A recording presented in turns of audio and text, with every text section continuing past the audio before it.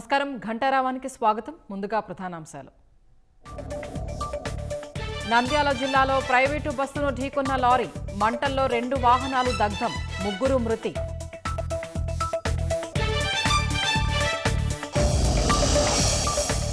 ప్రకృతి సాగుతో భూమిని బాగు చేద్దామన్న సీఎం చంద్రబాబు.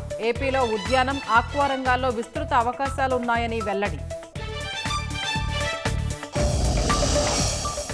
కృష్ణా నుంచి నీటి మళ్లింపు ఆపడం అసాధ్యమన్న ఏపీ. తెలంగాణ విధానాల పట్ల బ్రిజేష్ కుమార్ ట్రైబ్యునల్లో ఆక్షేపణ.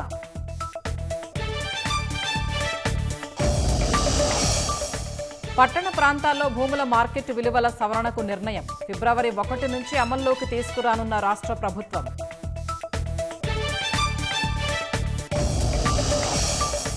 యాజమాన్య హక్కులతో గ్రీన్లాండ్ను అడుగుతున్నామన్న ట్రంప్. అమెరికా భద్రత కోసం ఇవ్వాల్సిందేనని నాటోపై ఒత్తిడి.